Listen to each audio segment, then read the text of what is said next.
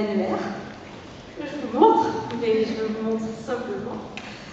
Alors, un petit mot sur cet événement. Évidemment, c'est la sortie de l'annuaire du Club de la Presse. Pour nous, c'est un événement très très important. Le club, peut-être le resituer en quelques mots. Certains disent que c'est une institution. Alors, ce n'est pas une institution au sens administratif du terme. En revanche, c'est une institution au sens il s'agit d'une association qui répond à des besoins. Ce n'est pas une amicale de journalistes, ce n'est pas un club de retraités non plus, ce n'est pas une organisation syndicale. C'est une association donc, loi 1901, je rappelle, qui existe depuis 47 ans, avec trois principales ambitions. La première, c'est être au service de la profession, donc c'est valoriser nos métiers et favoriser l'accueil des nouveaux arrivants.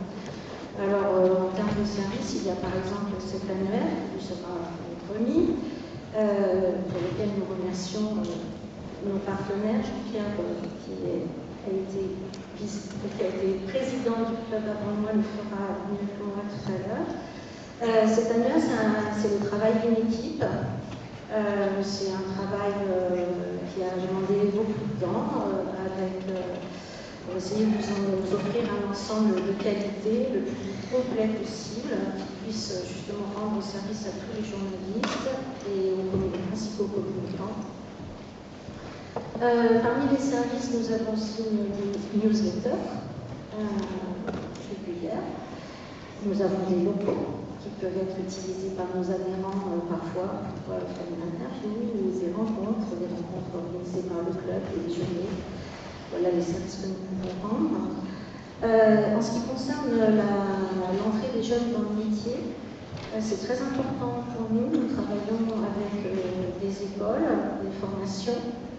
Ici, nous sommes accueillis d'ailleurs grâce à une collaboration que nous avons menée depuis plusieurs mois avec l'IFCOM, l'Institut de la communication de Lyon 2.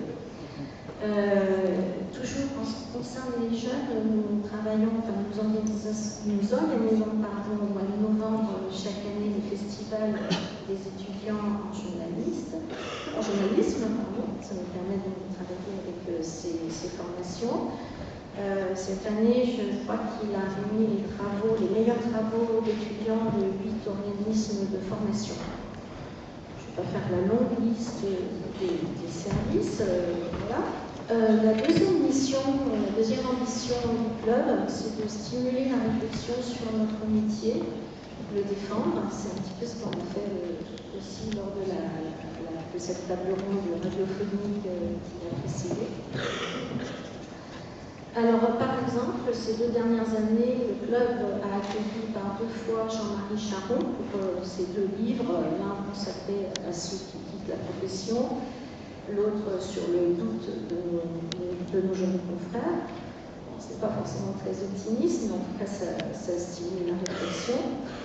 Autre exemple de défense de notre métier, le club a pris publiquement position sur le projet d'amendement de faire passer de 3 mois à 1 an le délai de prescription pour les délits de presse, spécialement pour les élus.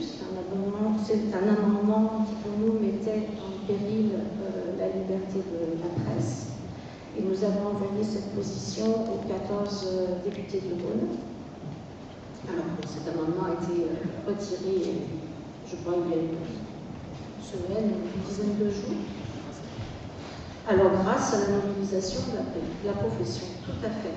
Pas simplement au de la presse, mais c'est vrai qu'il y a eu une bonne montée de boucliers. Nous avons aussi organisé des débats sur les procédures Vaillant et sur la diffamation. Par ailleurs, parce que nous pensons qu'il faut plus que jamais faire le distinguo entre les réseaux sociaux, le buzz, toujours fonder les théories complotistes, etc., plus que jamais réveiller l'esprit critique, le club développe des actions d'éducation aux médias et à l'information. Dans ce cadre, nous avons déjà pu favoriser, disons, des ateliers et trouver des animateurs pour des ateliers dans des centres sociaux, dans des écoles. Là, nous menons un grand projet avec le centre Léon Bérard, où nous voulons faire de l'éducation aux médias pour les enfants malades, les jeunes malades. Et ce projet est en train de prendre forme. Nous espérons commencer réellement les ateliers bientôt. Ensuite, toujours sur cette question de la réflexion, nous organisons les assises de l'EMI début juillet. On n'a pas encore tout à fait déterminé la date, mais ça sera dans la première semaine de juillet. Ce sont les 3e assises de l'EMI et l'éducation média et l'information. Et donc, nous espérons vous y retrouver. Alors voilà pour la 2e mission du club, de stimuler la réflexion. Et la 3e grande ambition, c'est de promouvoir des activités en lien avec nos métiers, ainsi que des initiatives. Alors c'est par exemple ce salon des médias. C'est l'occasion finalement pour les médias et pour nos adhérents de se présenter, se rencontrer, d'échanger dans un écosystème médiatique lyonnais. C'est la reprise des déjeuners du club.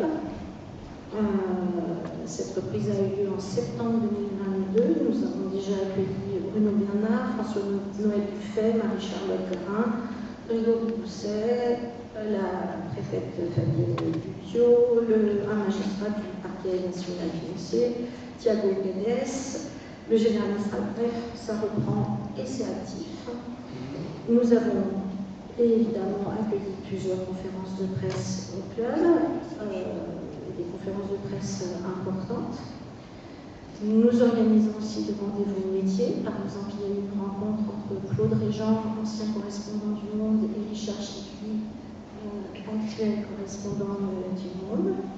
C'était intéressant. Il y a aussi un groupe radio sur l'histoire des radios locales lyonnaises, qui travaille dur aussi depuis plus d'1 an, je crois. Bref, je ne vais pas vous faire toute la liste des activités du club, mais c'est un petit rappel de ce qu'on pouvait y faire. C'est un club qui fourmille d'activités et qui fourmille d'idées. Tout n'est pas parfait, certainement pas, mais nous faisons tous de notre